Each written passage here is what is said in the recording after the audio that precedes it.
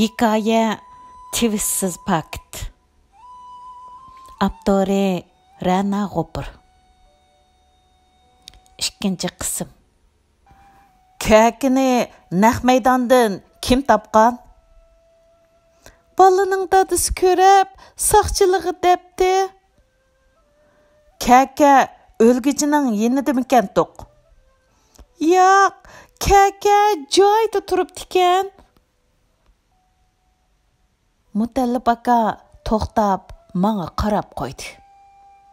U kuni uyda kimlar bor edi? Men odam bilan yuqorqi mahalladagi singlisining uyiga mehmondorchilikqa ketgan. O'g'lim sirtqa chiqib ketibdi ekan. 2 qizim bilan qotil Paskina uydidi. U Paskina tushdan keyingi yopdan etibdi. Yopdanga qurt o'ltirdigan dorini qetib o'tibdi ekan. 2 qizim oshni yeb shu yerda og'zidan ko'pak chiqib jon beribdi. O'g'lim kirib, buni ko'rib, qotil ne toza sapdi ekan. U kakin ilib, o'g'limning beshiga selib, uni o'ltirib etibdi. Ondan oshnasining yeniga berib, u shu ovchining jon yerini kesib o'tibdi. Vaqaning oxiri gumondor saqchixonaga o'zi berib, delo ma'lum qilgan. So'roq jarayonida boshdan oxir pozitsiyasi yaxshi, aktiv moslashgan. Biz 3 o'lgichi o'lgan yer bilan Qoznaq uyini ko'rib chiqdik. Men shu kuni yopdan etilgan oshxonaga kirdim. Yerda bir kesakdan yasalgan o'choq qo'yog'liqdi. Uning ustida qozon, yenidala tuz xaltasi bor ekan. Bular yerlik tuz ishlatmay, bozordan yot qo'shilgan tuz oladi ekan. Xaltaning sirtida Xitoycha yot qo'shilgan tuz deb yozilgan. Uyg'urcha xat yo'q edi. Men O'shir Kojangdan qurt o'ltirish dorisini so'radim. U saqchixonadagi paket qo'yilgan ishkaptiliqini aytdi. Men xotiramga dori xaltasi deb xotirladim. Bu yerdagi ishni tugitib, Mutallib aka ikkimiz piyoda gumondorning oilasiga berishni qaror qildik. O'shir Kojang mashinada apirib qo'yishni aytgan bo'lsa-mu, biz Shamoldig'ach borimiz deb yo'lni so'rib olib, yo'lga chiqdik. Yazning quyrug'i bo'lgan bo'lsa-mu, havo yanada tinchiq issiq edi. Yezi yo'llarda odam ko'rinmaydi. Hamma odam issiqdan qochib, uylarga kirib ketgan bo'lsa kerak. Azroqli mangandan keyin peshonam, burnimning usti ushshaq terlashga boshladi. Delo sodir bo'lgan uydan yiroqlashgandan keyin men atrofga bir qarab etib, Mutallib akaga tuvan ovozda: Mutallib aka, qotillik quroli bo'lgan kakining o'z joyida turishi gumonliq emasmi? Xushgul 3 jonni o'ltirib bo'lib, qandoq salmoq holda kakini o'tin yardigan yerga qo'yib, ondan yana bir o'lgichining uyiga bora oladi. U oddiy bir ayol. Bundaq kuchlik ideyaviy sapasi bo'lishi toza mumkin emasdak, dedim. Sizmi diqqat qilibsiz mana? Menmi mush nuqtaga gumonlanib qoldim.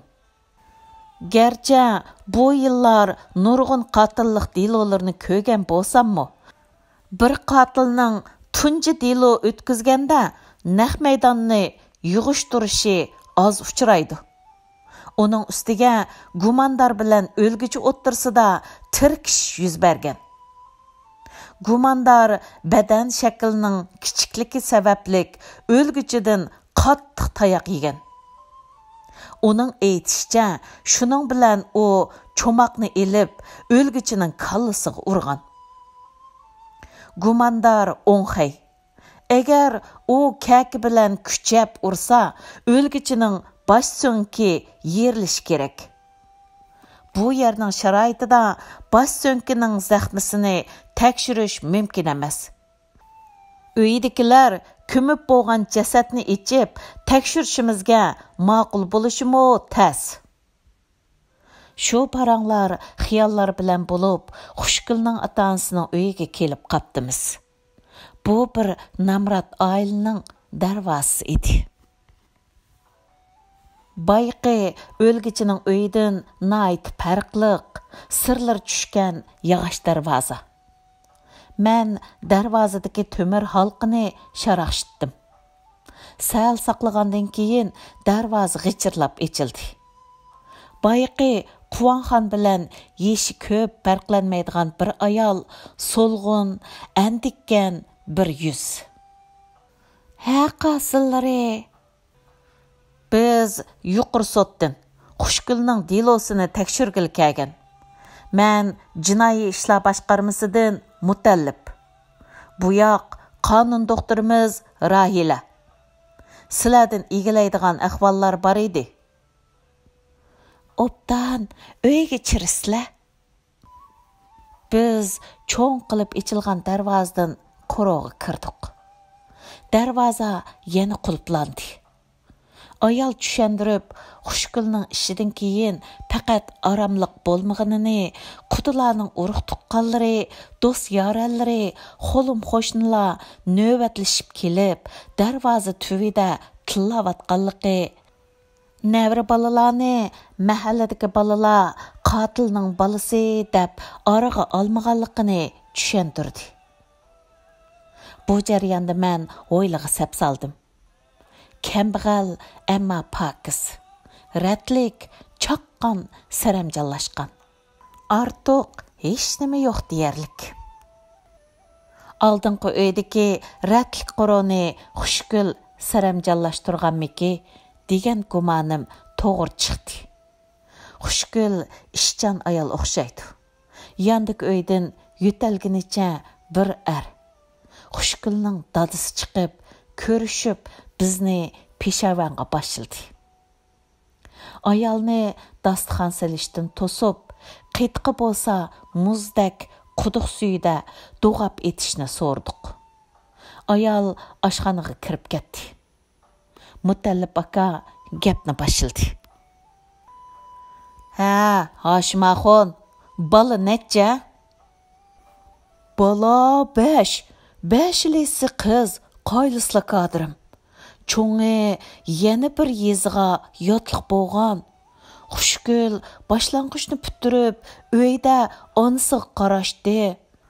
Ongacha kuyovning hammasi bir ma'lilik jiyan uchun so'z echib qoldi.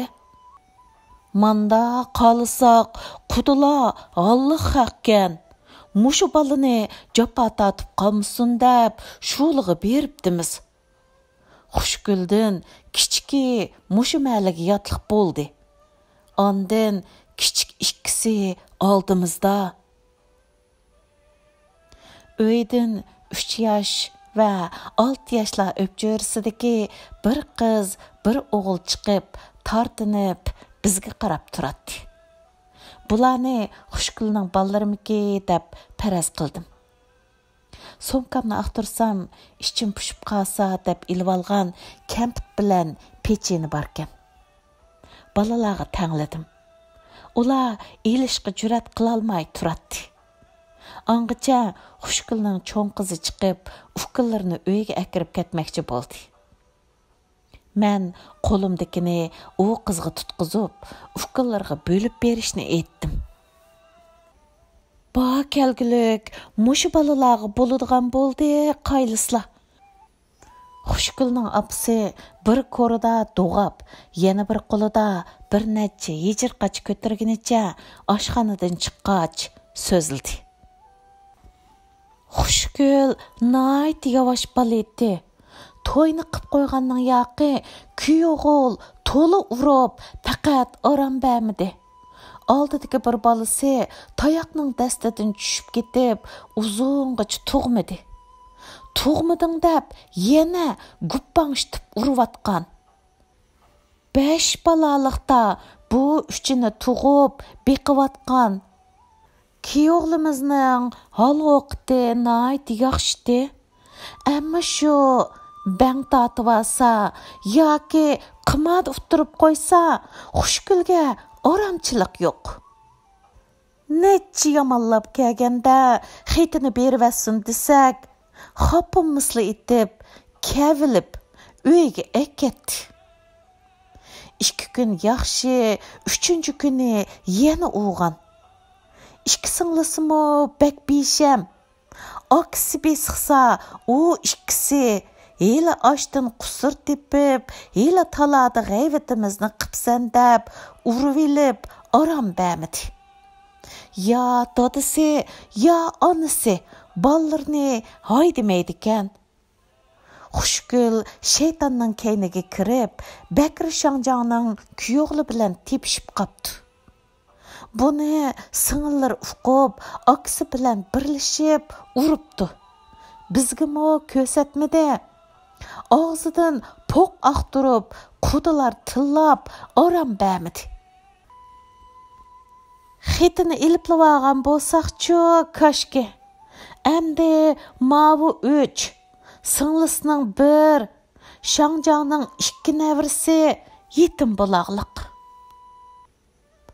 Mutallib ikimiz so'z qilmay anglab o'ltadik.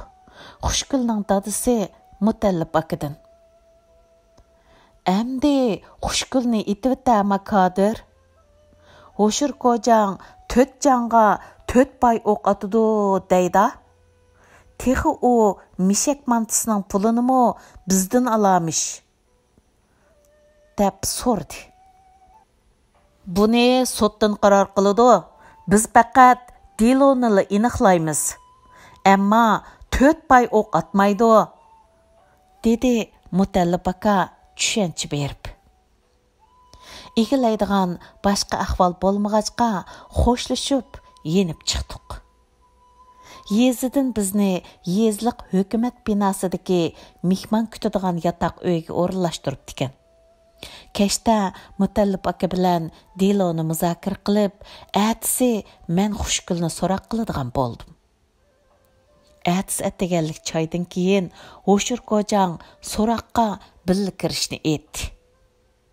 Shuning bilan ikkimiz Xushgulni so'roq qilishni boshlagan edik. Hozir u qo'ngini chiqib ketdi. Hoshir ko'jangni yoqtirmadim. Uningmi meni qat'iy yoqtirmaganiga ishonchim komil. Yo'ldashimga telefon qilganda uning qandaq eringiz bor deb so'rag'inini izharga aytdim. Izhar: "Boraymi ya? Mana men eri qandaq eshak yo'q" deb dedi. Men tumshuqimni ushildim. Unchalik ishqa kelishingizning hojati yo'q. Ammo jasadni ichish to'g'ri kelib qolsa, kelmasangiz bo'lmaydi. Mening sizdek tajribam yo'q. Uning ustiga o'lgichining urug' tuqqanlari ha deydigan chiroy emas, dedim. Izhar xotirjam bo'lishimni, jasad ichish to'g'ri kelsa, belgilimi bo'yicha yana bir qonun doktori keladiganligini, qo'g'dash talab qilsak bo'ladiganligini aytdi. Xayrli kecha tilishib xo'shlashdik. So'roqxona timtas. Xushgul jinoyatchilar o'rindiqida qo'lida ko'yza, beshini tuvan qilib o'ltiradi. Men qo'limdagi qalamni peqirtib, uni kuzatdim. Jug'i kichikini kelgan bir uy ayoli. Qandaq jur'atga kelib, 4 jonning beshiga zomin bo'lgandi. Davomi bor.